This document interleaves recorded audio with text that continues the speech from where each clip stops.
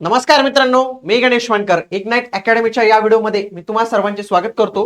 तर पशुधन पर्यवेक्षक या पदासाठी 2026 मध्ये जे आहे तर ती जाहिरात जी आहे तर ती अपेक्षित आहे। या संबंधीची घोषणा जी आहे तर ते मंत्र्यांनी नुकतेच विधान परिषदेत जे आहे ते देखील केलेले, त्याचा व्हिडिओ मी तुम्हाला दाखवतोच। मग ही जाहिरात कधी येऊ शकते, कोणती पदं भरली जातात, त्याच्यासाठी पात्रता काय लागते, अभ्यासक्रम पूर्ण अभ्यासक्रम दिलेला आहे, रिक्त जागा किती असतील, या सर्वांविषयी माहिती मी तुम्हाला आजच्या या व्हिडिओमध्ये देणार आहे, म्हणून व्हिडिओ तुम्ही शेवटपर्यंत पूर्ण बघायचा आहे। मित्रांनो बघा, नुकतंच काही दिवसांपूर्वी ही संपूर्ण माहिती देणारा हा कागद आलेला होता। तत्पूर्वी मी तुम्हाला त्यांचा जो व्हिडिओ आहे तो पहिले ऐकवतो। जी पर्यवेक्षकांची आहे ती जिल्हा परिषदेने भरायची, त्याच्याबद्दल देखील जेडीशी आमचं बोलणं झालेलं आहे, तेही लवकरात लवकर सांगेल। म्हणजे जिल्हा परिषदेचे जे काही पशुधन पर्यवेक्षकाची जी जाहिरात आहे तर ती देखील लवकरच या विभागामार्फत येणार आहे। यांनी इथं पशुधन पर्यवेक्षक जाहिराती संदर्भात माहिती दिलेली आहे, इथं बाकीच्या पण माहिती दिलेल्या आहेत, पण इथं काय सांगितलेलं आहे, गट क संवर्गातून एकूण 4012 पद मंजूर असून त्यापैकी 3772 पद ही पशुधन पर्यवेक्षक संवर्गातील आहे। त्यांनी काय सांगितलंय, 4012 ही पद काय टोटल ग्रुप सी ची पद आहेत, त्याच्यापैकी 3772 ही कशाची पद आहेत, पशुधन पर्यवेक्षकाची पद आहेत। पशुधन पर्यवेक्षकाची पद दोन पद्धतीने भरली जातात। तर याच्यातील जी झेडपी कडची पद आहेत ग्रामीण विकास कडे तर ती 3106 पद आहेत। किती? 3106 पद। उर्वरित 66 पद जे आहेत तर ती आहेत विभागाकडे, ती त्यांच्या पशुधन पर्यवेक्षक विभागाकडे। याच्यापैकी 266 पदांची बघा, या पदांपैकी 266 पदांची मागणी शासनात जी आहे तर ती सादर करण्यात आलेली आहे।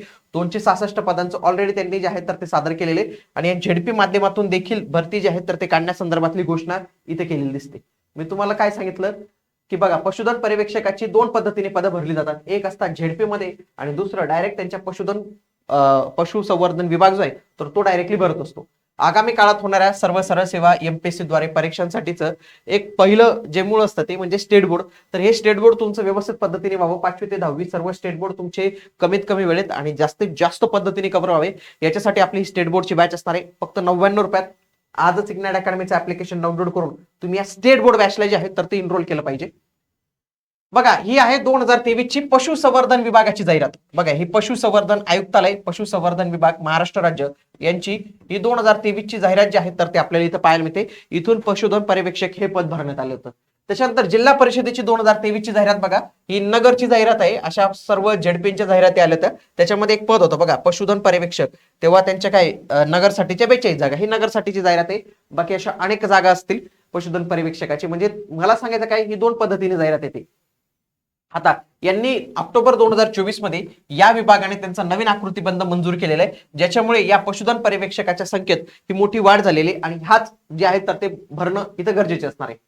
बघा, एमपीएससी सोबत ऑलरेडी या विभागाने जसं की पशुवैद्यकीय अधिकारी, त्याच्यानंतर सहाय्यक आयुक्त ही पद ऑलरेडी भरण्यासंदर्भातल्या जाहिराती प्रसिद्ध केलेल्या आहेत आणि एमपीएससी कडून या भरती प्रक्रियेची लवकरच जे आहेत तर ते येणार आहे। त्याच्यामध्ये बघा, पशु पर्यवेक्षकाची पदे झेडपी मार्फत जी आहेत तर ती झेडपीची पदं ही झेडपी मार्फत भरली जाणार आहे। याबाबत सामान्य प्रशासन विभागात सोबत जे आहेत तर त्यांची कारवाई चालू आहे। नवीन आकृतीबंधानुसार ही पदे भरणे अनिवार्य असून लवकरात लवकर प्रक्रिया पूर्ण करण्यात येईल।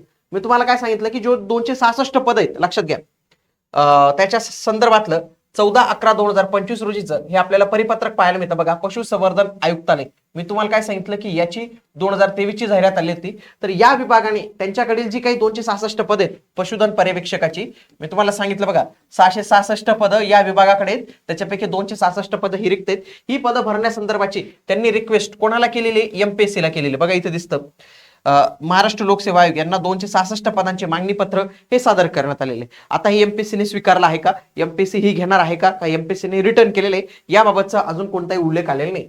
मग मी तुम्हाला काय सांगतो की जे विभागाचा आहे, लक्षात घ्या, जे विभाग आहे तर त्या विभागाने असं ठरवलेलं की आपण नाही जाहिरात काढायची, आपण एमपीएससी कडे द्यायची।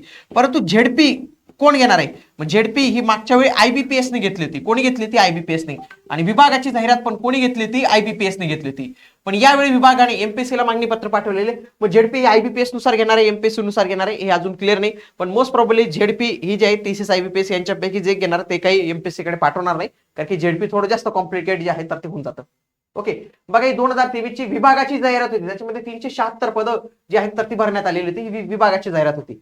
याच्यासाठी शैक्षणिक पात्रता काय लागते ते समजून घ्या। पशुधन पर्यवेक्षकासाठी लक्षात घ्या, माध्यमिक शालांत परीक्षा म्हणजे काय, 10वी पास पाहिजे. ठीक आहे, चला. पशुधन आयुक्तालयाने चालवलेला किंवा राज्यातील संवैधानिक कृषी विद्यापीठाने चालवलेला किंवा समतुल्य विद्यापीठाने चालवलेला पशुधन पर्यवेक्षक प्रशिक्षण अभ्यासक्रम त्याचा पूर्ण पाहिजे. एकतर काय पाहिजे, 10वी पाहिजे किंवा पशुधनचा त्याचा कोर्स झालेला पाहिजे, किंवा 10वी नंतर त्याने जे आहे तर ते दुग्ध व्यवसाय व्यवस्थापन आणि पशुसंवर्धन डिप्लोमा त्याचा झाला पाहिजे 2 वर्षाचा.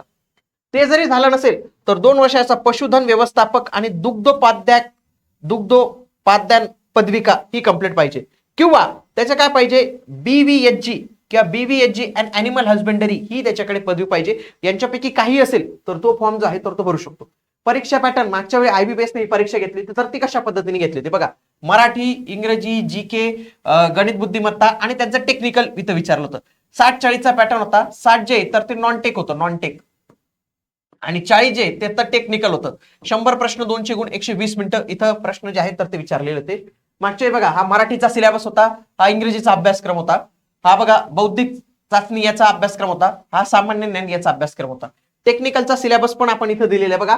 ॲनिमल हजबंडरी पहिला जो विषय होता तो होता ॲनिमल हजबंडरी. ॲनिमल हजबंडरी मध्ये या टॉपिकवर प्रश्न विचारले जातील.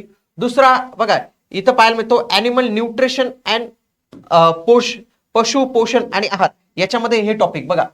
हे सर्व टॉपिक तुम्ही बघू शकता, ते एकदा व्हिडिओ पॉज करून हे सगळं रीड करून घ्या. हे सगळा टेक्निकल सिलेबस. आणि तिसरं होतं मिल्क अँड मिल्क प्रोडक्ट, दूध आणि दुग्धजन्य पदार्थ.